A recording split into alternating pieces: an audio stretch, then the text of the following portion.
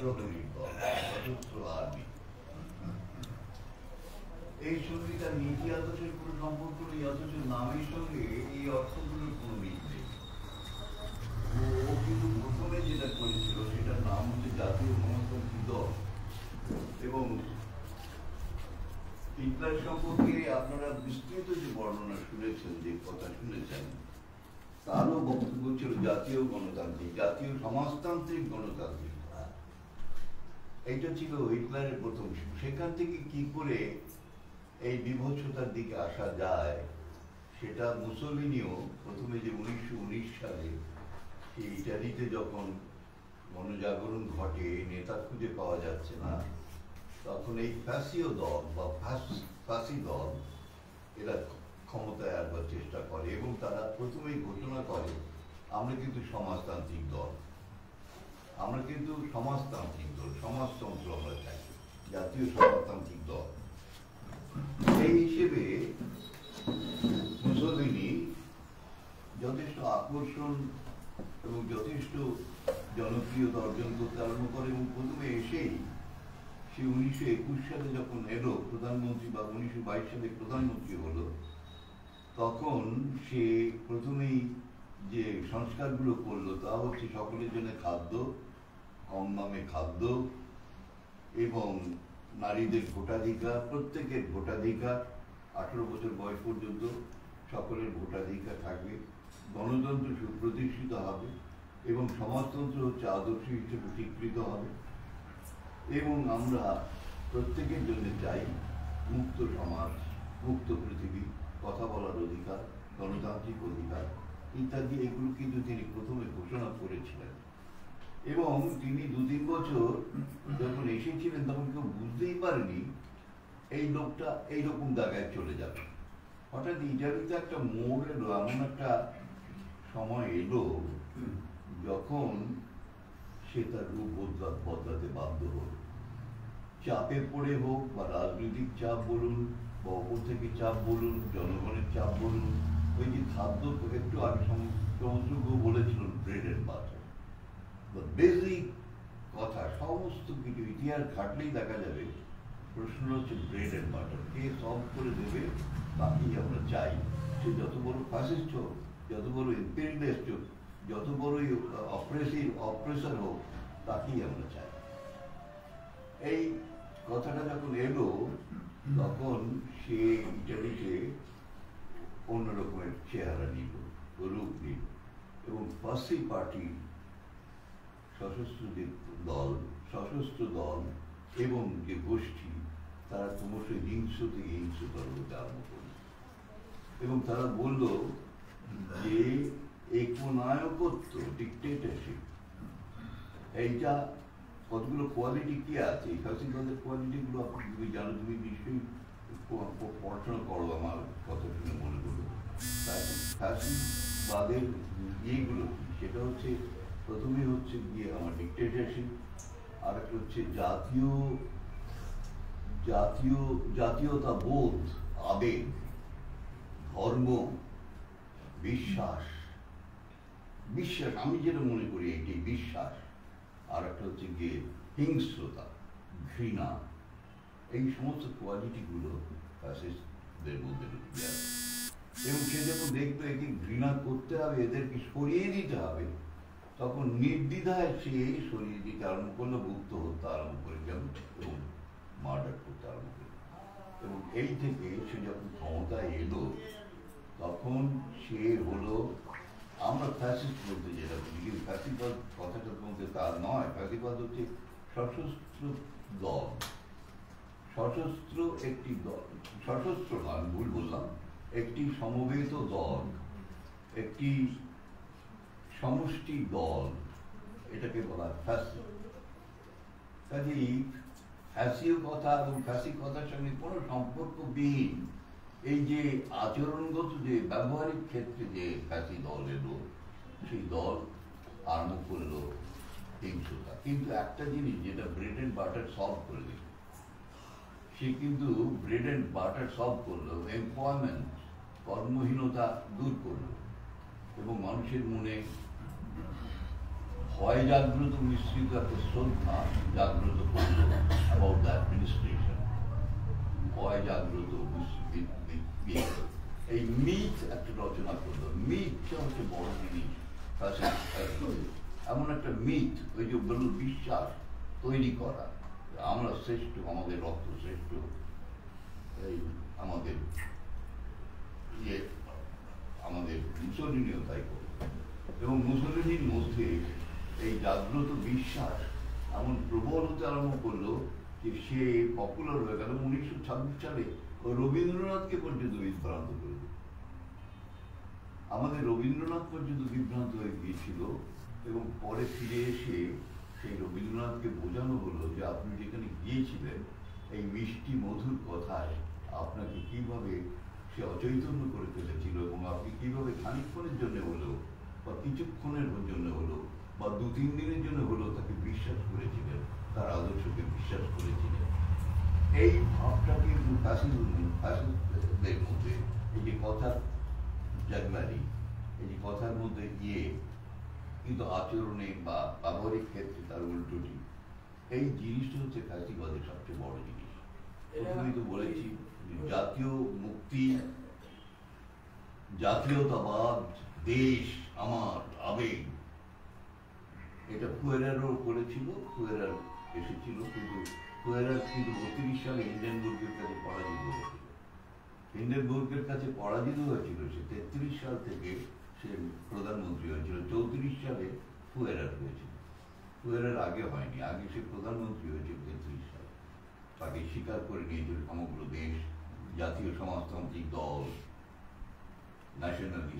National socialist German workers party, Nazi, national socialist German workers party.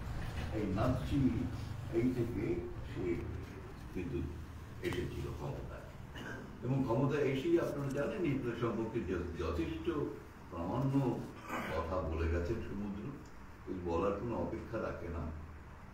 ওই যে বিশ্বাস, এবং বিশ্বাস থেকে যে অবক্ষয়টা ঘটে গেছে তার দেশের মধ্যে, ট্রেঞ্চের মধ্যে সে এবং তার স্ত্রী যে মারা গেছে, তাদের ডেড বডি পাওয়া যায়নি খুঁজে। এই যে মারা যাওয়া, সে যখন বুঝতে পেরেছে যে আমার দেশ আক্রান্ত হয়ে গেছে, রেড আর্মি ঢুকে গেছে, আমি আর ইয়ে করতে পারবো না, তার বডি সেই যে ট্রেঞ্চের মধ্যে ছিল পালিয়ে, সেই ইয়েতে তাকে পাওয়া যায়নি। সেখানে অনেক থাক ছিল, কোন থাকে ছিল জানি না, এক থাকে স্ত্রী, এক থাকে ও, কোন থাকে ছিল জানি না, কিন্তু তার বডি কেউ পায়নি, খুঁজে কেউ পায়নি। আফটার দ্য ডেথ,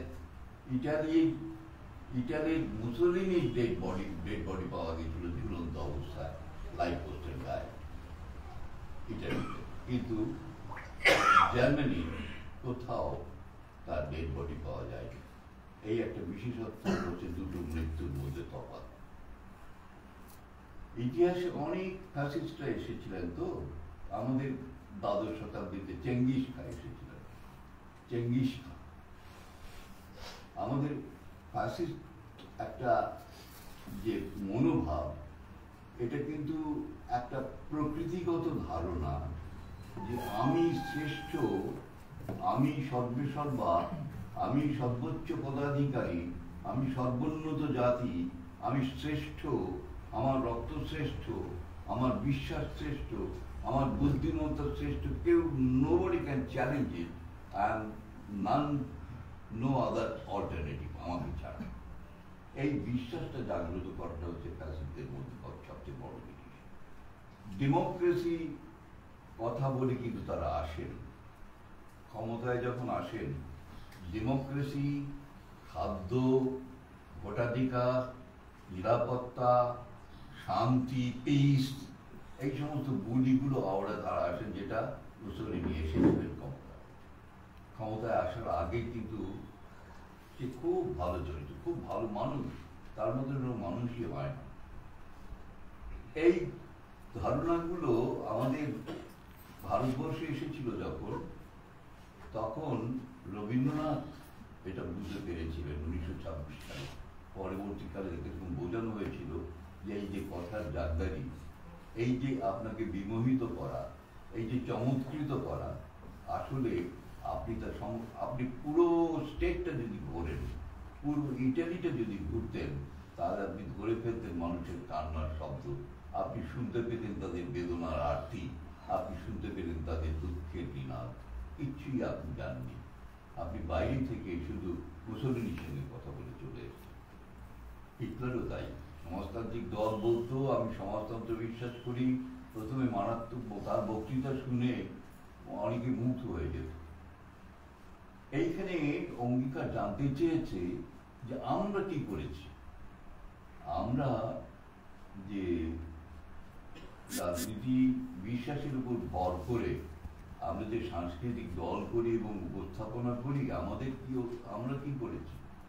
আমরা করেছি পশ্চিমবঙ্গে রামমুক্ত যাত্রা, অ্যান্টিফ্যাসিস্ট যাত্রা আলোড়ন তুলেছিল। হাজার রজনী হয়েছিল, কিন্তু তারও বেশি হয়েছিল। আমরা প্রফেসর ম্যাম্বক, মেফিস্টো একটু আগে বলে গেছে, সমুদ্র, ব্যারিকেড, এই সমস্ত নাটকগুলো উৎপল দত্ত মাস্টারপিস আমরা করেছিলাম। আমরা আবৃত্তিতে তখন নাগিনীরা চারিদিকে ফেলিতেছে বিষাক্ত নিঃশ্বাস, শান্তি রস্যবাণী সুলাইকে ব্যর্থ করে পরিহাস।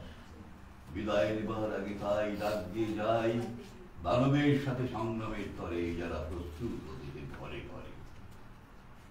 দূর হতে কি শুনিস মৃত্যুর গর্জন, ওরে দিন ওরে উদাসীন, ওই ক্রন্দনের কলরবী।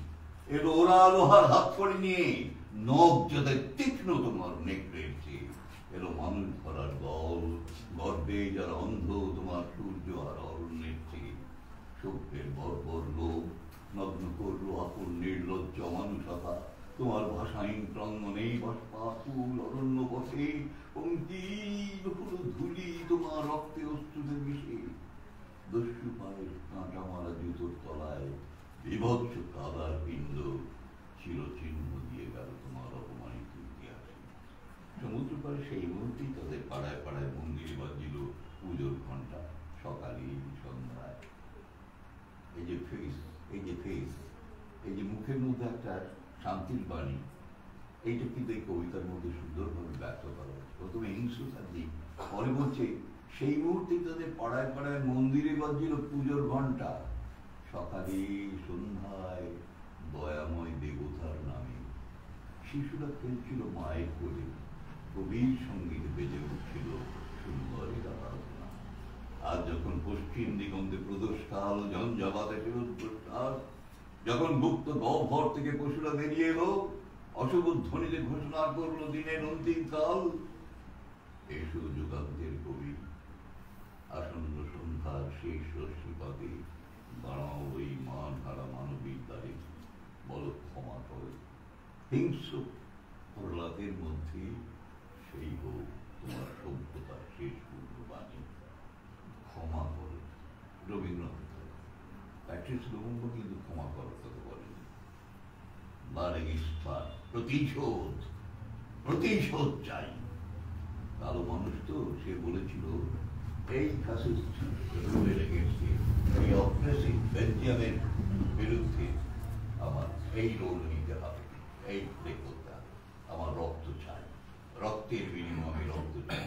প্যাট্রিস লুমুম্বা কালো মানুষ, কালো মানুষের দেশের কথা তিনি বলেছিলেন এইভাবে। তারা কোনোদিন ক্ষমা করতে শেখেনি। প্রতিটি every action has got its equal and opposite reaction. সে পট করে তার প্রতিধ্বনি করত বাইরে। এই অবস্থার মধ্যে ভারতীয় গণনাট্য সংঘ তারা কি করেছিল? তারা রামমুক্ত যাত্রা করেছিল। সংগ্রাম সিং এর ওই ফ্যাসিস্ট ভূমিকা, সংগ্রাম সিং আপনারা জানেন সকলে। সংগ্রাম সিংহ করতেন জ্ঞানেশ মুখোপাধ্যায়, আমি করতাম কুণ্ডলী, সাধনা রায়চৌধুরী করত অরুন্ধতী, মন্ত্রী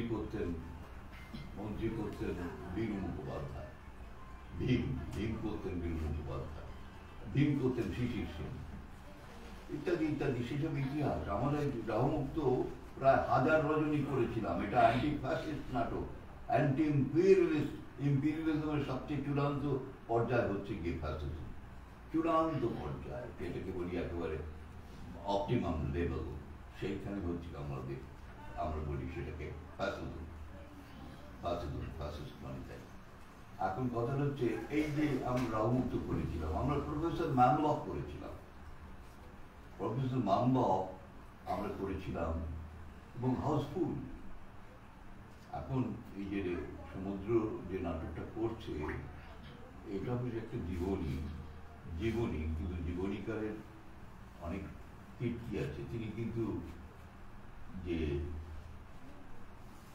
অ্যান্টি রুল তার বিরুদ্ধে পদাতিক নাটকে অনেক কিছু বলেছেন। অ্যান্টি রুল, যে কোনো অ্যান্টি পিপুল রুলের এগেইনস্টে কিন্তু কথা বলা হয়েছে সমস্ত মৃণাল সেনের প্রত্যেকটা সিনেমা যদি আপনারা দেখেন তাতে সেই কথাই আছে, পদাতিকে আছে, ইন্টারভিউতে আছে, সব কিছুতে আছে, সেই কথাগুলোই বলা হয়েছে। একবার ফিল্মে যাচ্ছি আবার নাটকে চলে আসি, একবার ফিল্মে যাচ্ছি আবার নাটকে চলে আসি। এই যে নাটকের মধ্যে এই যে দ্বৈত প্রকাশ, খানিকটা সিনেমা দেখলাম, পাঠ করে দেখলাম মঞ্চের মধ্যে পড়াচ্ছেন তিনি, মৃণাল সেন, খোদ মৃণাল সেনই পড়াচ্ছেন, প্রবীণ, খুব ভালো অভিনয় করে। তা যাই হোক, এই যে কথা হচ্ছে যে আমরা ফ্যাসিজম যে সম্পর্কে যেটা বলছিলাম সেটা হচ্ছে fascism does not stay for a long period of time. এটা হচ্ছে ফ্যাসিস্টিক প্রপার্টিজের মধ্যে অন্যতম। 12 বছর টিকেছিলেন 34 থেকে 45, 33 থেকে 45 হিটলার, আর 19 বছর টিকেছিলেন মুসোলিনি 1922 সাল থেকে 1945, মানে জাস্ট 23 বছর, সরি 23 বছর টিকেছে। এবং মুসোলিনি ডেড বডি পাওয়া গিয়েছিল ল্যাম্প পোস্টে ঝুলছে নগ্ন অবস্থা। কে মেরেছিল? ইটালির জনগণ, তার উল্লেখ নেই, দেখা যাচ্ছে ল্যাম্প পোস্টে ঝুলছে, একটা চিল ঠুকরে ঠুকরে খাচ্ছে তাকে। এবং এটা সুকান্তের চিল কবিতার মধ্যে সুন্দরভাবে ব্যাখ্যা করা হয়েছে। আপনারা যারা সুকান্তের চিল কবিতাটা বলেন বা মুখস্থ করেছেন তারা, ওইটা হচ্ছে মুসোলিনির ডেড বডি, আর কিছু না। মুসোলিনি পেট চিড়ে খাচ্ছে। কাজে আমরা বিপ্লুত প্রতিরোধ বলে 20 মিনিটের একটা নাটক করি। সেই 20 মিনিটের নাটকে অ্যান্টি জার্মান একটা জার্মান সোলজার এসেছে, তাকে কিভাবে অপদস্থ করা হলো, এবং ডুয়েট ফাইটের গল্পটা মোপাসার ডুয়েট, তার বঙ্গীয় অনুবাদ থেকে বিপ্লুত প্রতিরোধ, এই নাটকটা আমার ভালো লেগেছিল। নিরূপ মিত্র করেছিলেন এর জন্য বাংলা অনুবাদ। আমরা সেই নাটকটা 20 থেকে 22 মিনিটে করি। এই যে ফাল্গুনি বসে আছেন, সে ফাল্গুনি সেই নাটকের অভিনেতা, সেই নাটক অভিনয় করতেন ফাল্গুনি, আমি অভিনয় করতাম, এবং আমি ইংরেজ করতাম। সেই ফরাসি ফ্রেঞ্চ যাকে জার্মান সোলজারটা খুঁজে বেড়াচ্ছে, সেই ফরাসি সেই নাগরিক, তার অভিনয় করতেন ফাল্গুনি। সে পালিয়ে বেড়াচ্ছে একটা ইনের মধ্যে, একটা সরাইখানার ভেতরে ঢুকে পালিয়ে, এবং সেখানে জার্মান সোলজার এসে, আমি কিসের গন্ধ পাচ্ছি জানো, কোথায় রয়েছে এইটা, কি তাও চাবি কেন, ফট করে খুললে কিভাবে তাকে অপ্রেস করলো এবং কি তাকে লাঞ্ছিত করলো, কিভাবে তাকে অপমানিত করলো, তার একটা ঘটনা। এবং এটা একটা ফুল ফ্লেজ 20 মিনিটের মধ্যে মনে হয় আমি একটা 2 ঘন্টার নাটক দেখে ফেললাম। আমরা এই নাটক করেছি। মেফিস্টো সম্পর্কে বলেছিলাম আপনাকে, প্রফেসর ম্যামবক নাটক আমরা বহু রজনী অভিনয় করেছি। বা প্রফেসর ম্যামবকে আপনারা জানেন যে একজন ইহুদি প্রফেসর ম্যামবক, তাকে হেল্প ব্যাক, তারই আন্ডারে একজন অর্ডিনারি একজন চিকিৎসক মাত্র, সেই চিকিৎসক এসে ফ্যাসিস্টিক রুল যখন প্রবর্তিত হয়ে গেল, তখন প্রফেসর ম্যামবকের মতন ওরকম উদার, ওইরকম মানুষ, উন্নত মস্তিষ্ক, উন্নত মাথা, তাকে কিভাবে সরিয়ে দিয়ে ব্যাক বললো, আমি এখন গভর্নর, এখান থেকে আমি যা বলবো সেইভাবে হসপিটাল চলবে। Not true. প্রফেসর ম্যামবককে আপনারা যেভাবে ভক্তি করেন যেভাবে, সেইটা চলবে না। এবং প্রফেসর ম্যামবক কিছু সহ্য করতে না পেরে, আমার মনে হয় এখানে একটা এটা হচ্ছে গিয়ে ফ্রিডরিশ বোল্টের নাটক, ফ্রিডরিশ বোল্ট, জার্মান নাটক, ফ্রিডরিশ বোল্ট এই নাটকটা লিখেছেন, অপূর্ব বঙ্গানুবাদ করেছেন অন্য আরেকজন। এবং এটা আমরা অভিনয় করেছি রাতের পর রাত। প্রফেসর ম্যামবক একবার জ্ঞানেশ মুখোপাধ্যায় করেছিলেন, আমি বলতাম হল। জ্ঞানেশ মুখোপাধ্যায় প্রফেসর মামলকের ছেলে, সে কিছুতেই মানবে না, সে কিছুতেই মানবে না, সে ইহুদি বলে গিয়ে করবে না। তাকে ভালোবাসতো একজন জার্মান লেডি। সেই জার্মান লেডি তাকে কিভাবে বাঁচালো এবং কিভাবে, এইটা একটা কন্ট্রাস্ট। একটা জার্মান লেডি অত সুন্দরী, সে এসে একজন ইহুদি ছেলেকে, রকচটা ছেলে, বাবার মতন উন্নত মাথা, তাকে কিছুতেই, এই প্রফেসর মামলকে আমরা করেছি, রাও মুক্ত আমরা করেছি, আমরা পদাধিক, আমরা আমরা আমরা বিপ্লব প্রতিরোধ করেছি। কাজে এই ঐতিহ্যগুলো যেটা অঙ্গীকার জানতে চেয়েছে, আমাদের কর্তব্য কি? আমরা কিছু নাটক করেছি, রাও মুক্তর মতন যাত্রাপালা আমরা করেছি যেটা অ্যান্টি ফ্যাসিস্ট, কিন্তু সেখানে শ্রমজীবী মানুষকে নায়ক করা হয়নি। এইটি একটা দুর্বলতা। আমরা বলেছি ব্রজসুন্দর দাসকে, আমরা বলেছি বীর মুখোপাধ্যায়কে, তখন নাটক করতেই বলেছিলাম যে আপনি শ্রমজীবী মানুষ নেতৃত্ব দেবে না কৃষকরা নেতৃত্ব দেবে? এই হেজিমনিটা কার থাকবে? হেজিমনি। তখন তিনি উত্তর দিতে পারেননি। তিনি বলেছিলেন, আমার নাটকের প্লট হিসেবে আপনারা এটাকে এতদূর শাস্ত্রীয় ব্যাখ্যা করবার চেষ্টা করছেন কেন? আমার নাটকটা কি একেবারে ভুয়ো? আমার নাটকটা কি ভালো লাগেনি আপনাদের? অসম্ভব ভালো লেগেছে, অসম্ভব।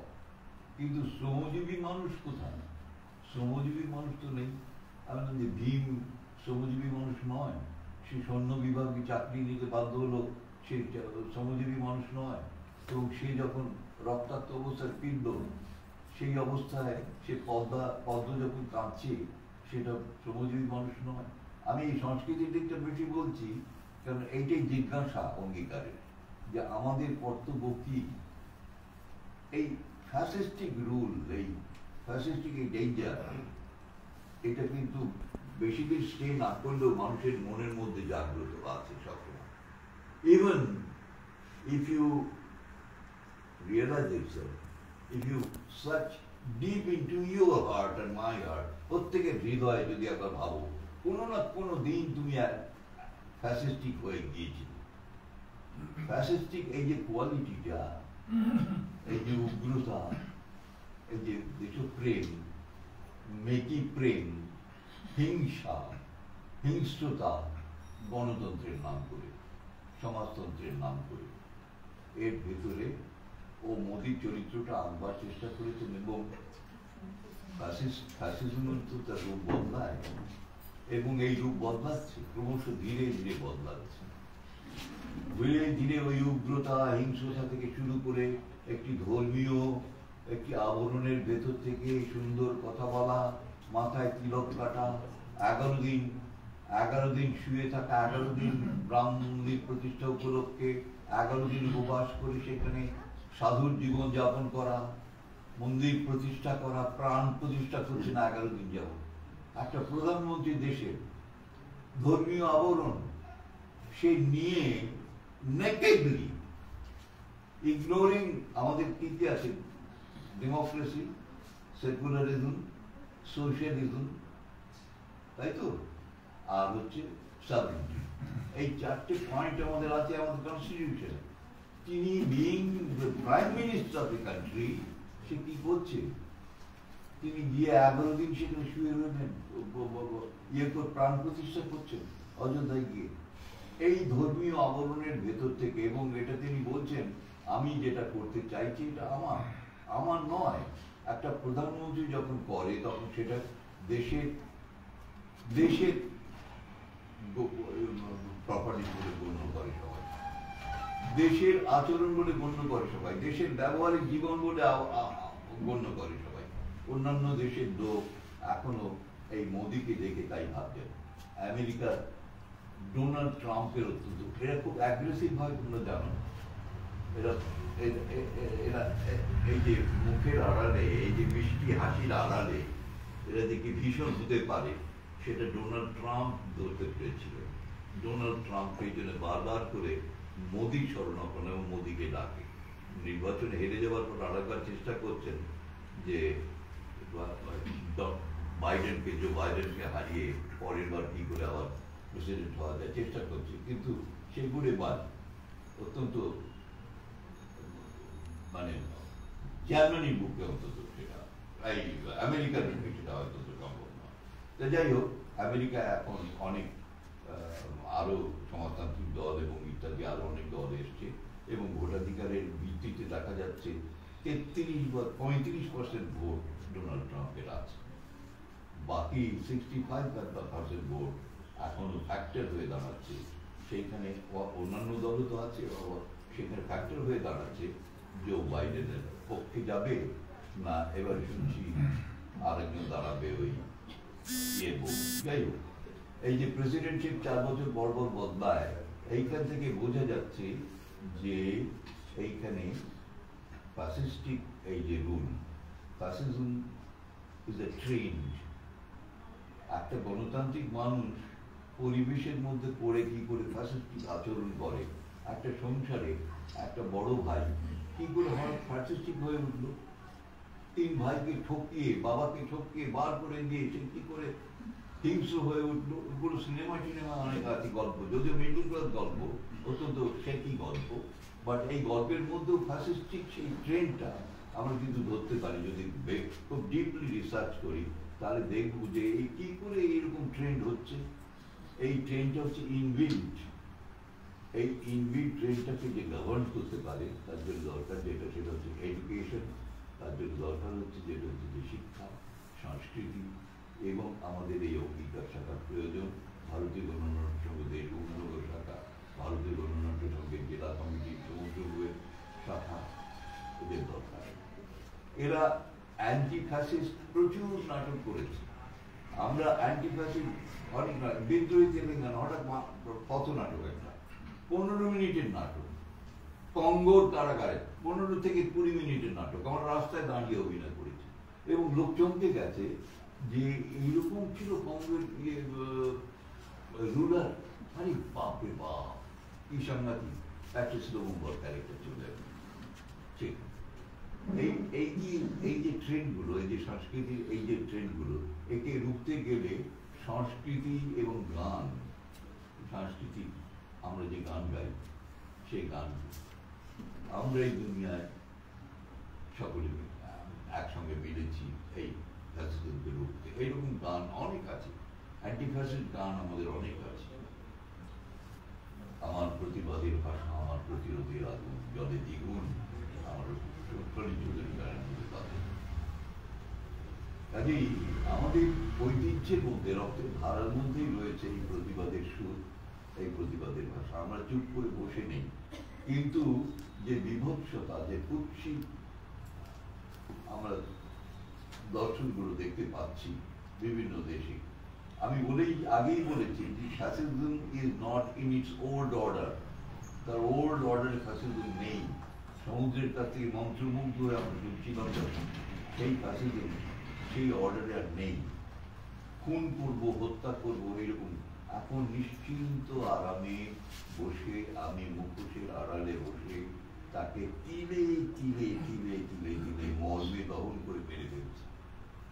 এই যে চেঞ্জটা এসছে, সেই চেঞ্জটা হচ্ছে গিয়ে তার আমাদের এখানে মমতা যা করছে, আমাদের মোদি যা করছে, মোদি যে সমস্ত রুল করছে, তিনি ফট করে 146 জন যায়নি, তার মধ্যে বিভিন্ন বিল পাস করিয়ে নিলেন মিষ্টি হাসি মুখে।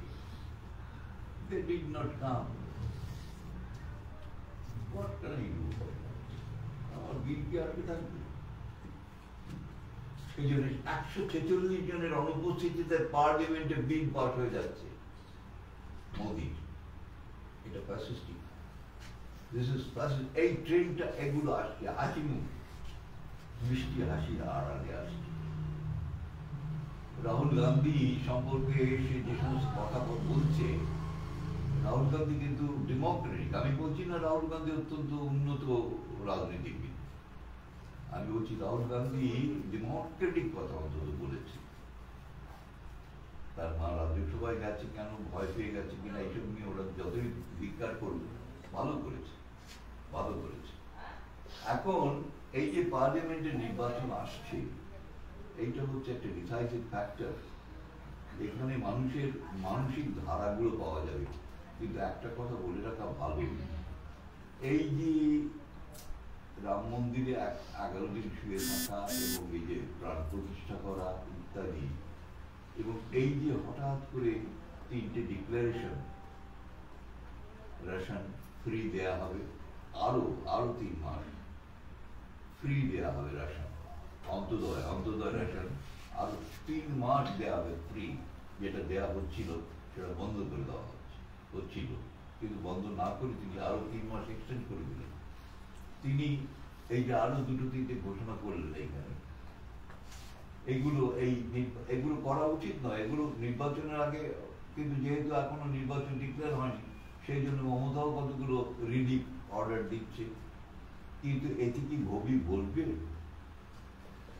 এইটার উপর নির্ভর করছে সাংস্কৃতিক আন্দোলনের ভূমিকা। সাংস্কৃতিক আন্দোলনের ভূমিকা এখানে কিন্তু যথেষ্ট গুরুত্বপূর্ণ। আমরা কি বলব, অত ডেপথে যদি নাও বলি সমুদ্রের মতন, আমরা উপরিতল যদি দেখি, সুপারস্ট্রাকচার, তাহলে কিন্তু আমাদের এই সুপারস্ট্রাকচারের এই যে আবরণ, এইটা দিয়ে মানুষকে এখনো অনেক বোঝানো যাবে। আমাদের মানুষকে আমরা শিক্ষিত করতে পারিনি। That's not the fault of Modi, that's fault of us. আমরা এখনো বিজেপি 33% থেকে 35% ভোটে কি করে চলে এলো? যার 29% ভোট ছিল সে 33% এলো, 33 থেকে 35% চলে এলো, এবং এখন দাবি করছে অ্যাবাভ 50 এবং 400 সিট। কি করে দাবি করছে ওল ইন্ডিয়াতে, সমস্ত ইন্ডিয়াতে? তার কারণ সে জানে উত্তরপ্রদেশ আমার বড়তলগত, দক্ষিণ ভারত বাদ দিয়ে, দক্ষিণ ভারতের কটাই বাদ, দক্ষিণ ভারত যদিও সমস্ত, উত্তর ভারতে আমি রাজস্থান জয় করে নিয়েছি, তামিলনাড়ু খানিকটা ঢুকে গেছে, একদম ছিল না, সেখানে 0 নীল, কিন্তু সেখানে ঢুকে গেছি। এইভাবে মোদির অঙ্ক ক্রমশ সত্যের দিকে চলে যাচ্ছে, এবং আমরা সেখানে নীরব দর্শকের ভূমিকা থাকতে পারছি। সমুদ্র আমাদের গণশক্তির এডিটোরিয়াল গুলো দেখে আমি পড়ি, মাঝে মাঝে খুব ভালো লাগে, এবং ফোনে ওকে জানাইও।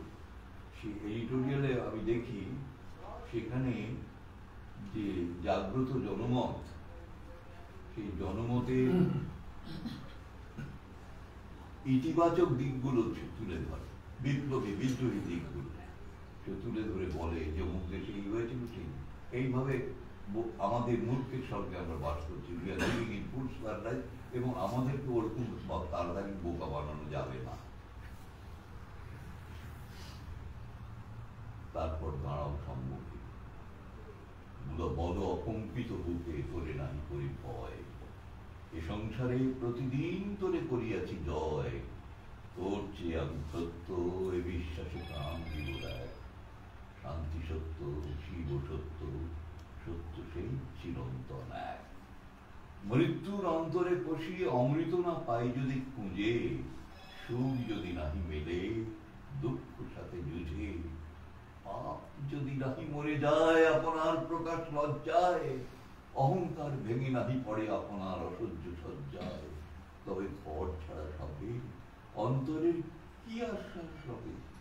মরিতে ছুটেছে শত শত প্রভাত আলোর পরে লক্ষ লক্ষ নক্ষত্রের মতো, বীরের রক্তস্রোত মাতায় অশ্রুধারা, এর যত মূল্য সে কি ধরার ধুলায় হবে হারা, স্বর্গ কি হবে না কেনা, বিশ্বের ভান্ডারী শুধিবে না এত ঋণ, রাত্রির তপস্যা সে কি আইবে না দিন, সেই তপস্যারত হচ্ছে ভারতের মানুষ। ভারত, ইন্দোনেশিয়া, এখানে দেখতে হবে চিলি, আর্জেন্টিনা যারা প্রাথমিক, অস্ট্রিয়া, চিলি, আর্জেন্টিনা যারা প্রথম ফ্যাসিস্টিক রুল, বেলজিয়াম যারা প্রথম ফ্যাসিস্টিক রুল চালু করেছে, সেইখানে পট পরিবর্তন হচ্ছে, সেখানে পট পরিবর্তন হচ্ছে, আস্তে আস্তে মানুষের মনে এই গণতান্ত্রিক বিশ্বাস এবং চেতনা জাগ্রত হচ্ছে। সেটা জাগ্রত করছে কারা? পৃথিবীর মানুষ, পৃথিবীর অন্যান্য দেশের মানুষ।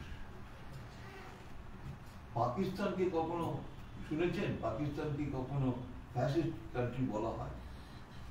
আমরা প্রথমে যখন দেশ বিভাজন হয়ে গেল তখন বলে পাকিস্তান ওরা একটা ইসলামিক দেশ, ফ্যাসিস্টিক, কিন্তু আসলে তো পাকিস্তানকে কখনো ফ্যাসিস্টিক বলা হয় না। সেখানে ডেমোক্রেসি এক্সিস্ট, সেখানে ডেমোক্রেসি আছে। এইরকম আরো অনেক দেশ যেখানে আস্তে আস্তে গণতান্ত্রিক চেতনা সুপ্রতিষ্ঠিত হচ্ছে এবং গণতান্ত্রিক সরকার প্রতিষ্ঠিত হচ্ছে, সেইখানে কিন্তু এই গণতান্ত্রিক চেতনা এইখান থেকেই আমাদের মানসিক প্রস্তুতি করতে হবে, তৈরি করতে হবে। নতুন দিনের ইতিহাস শেখার জন্য নতুন লোকেরা যারা জন্ম নিচ্ছে আগামী দিনে, তারা লিখবে, তারা করবে। আমরা এই যে নতুন নাটকের কথা ভাবছি, সেই নতুন নাটকে নিউ ট্রেন্ড যেটা কি, নিউ ট্রেন্ডটা হচ্ছে আমার দলের যারা শিল্পী তারা কখনোই বলছে না যে আমরা রাজা, মনার্কিজম, অ্যানার্কিজম এই সমস্ত দিকে আবার যাচ্ছি। ডেমোক্রেসির নাটক অনেক করেছি, গুরু, অমলা, আমরা এখন পরিবর্তনের নাটক করব, চেঞ্জ অর্ডার, পরিবর্তনের নাটক আমরা করব।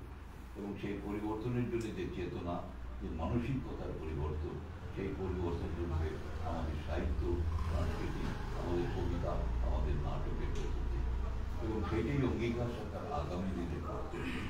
এই আলোচনা এই জন্যেই আমি বলবো যে খুব ভালো করলো, বিশেষ করে সমুদ্রকে এনে, যে এই আলোচনার খুব গভীরে আমরা চলে গেলাম এবং চলিতে গিয়ে সমগ্র জার্মান ফিলসফি, যে ইতিহাস, যে অত্যাচারের ইতিহাস কিভাবে জন্ম নিয়েছিল, ফ্যাসিজম কিভাবে জন্ম নিয়েছিল, তার থেকে তার বিকাশ এবং তার পতন কিভাবে হয়েছিল, সেটা আমরা ব্যাখ্যা করলাম এবং শুনে আমরা সমৃদ্ধ হলাম। আমার ঠিক বিশ্বাস যে আমরা এর থেকে শিক্ষা লাভ করবো এবং আগামী দিনে আমাদের যে কর্মসূচি গ্রহণ করবো তাতে গণতান্ত্রিক চেতনার সঙ্গে পরিবর্তনের যে ইতিহাসটা, পরিবর্তন যে চাই এবং সেই পরিবর্তনটা কিভাবে অ্যাকমপ্লিশড হবে এবং কিভাবে তৈরি হবে, ওয়েজ কি, উপায় কি। গণতন্ত্র বললেই তো শুধু হবে না, তার জন্য পরিবর্তন করতে গেলে চেতনার উন্নতি থাকা দরকার। সমাজতান্ত্রিক চেতনাকে আরো শক্তিশালী করা দরকার। সমাজতান্ত্রিক চেতনা শক্তিশালী হলে পর সেইখান থেকে পরিবর্তনের ইচ্ছে জাগ্রত হবে এবং সেটা করতে পারলেই আমরা ফিরে আসবো আমাদের নতুন জায়গায়। একটা শিকল রাখো, এমন শিকল দেখলে বুকের ভেতর কাঁপে, তারপরে তো এদিক ওদিক 10 দিক রাঙিয়ে রক্তে, তারপরে চাবু, সবার শেষে ঈশ্বরের মুখ। সবার উপর মানুষ সত্য মিথ্যে কথা, সবার উপর সত্য যে ঈশ্বরের হুকুম আর হাজার পশুর আত্মনাদ। অবশ্য কেউ আছে রুখে দাঁড়ায় তেমন কৃতদার, শেকল ভাঙে, চাবুক কাড়ে, রক্তচক্ষু মহিমা ধুলায় লুটিয়ে দেয় ক্রুদ্ধ স্মার্ট। তিনি বলেন এই ছবিটা নতুন করে আঁকতে হবে, তাই প্রথমে আঁকতে শেখো মস্ত একটা শেকল, তারপর চাবুক আর রক্ত, আর রক্তে ভেজা সেই ঝড়ের মেঘগুলি। তাহলেই সবার উপর মানুষ, তাহলেই তুমি নতুন ছবি আঁকবে যার পটভূমি অমর মানুষের রক্ত।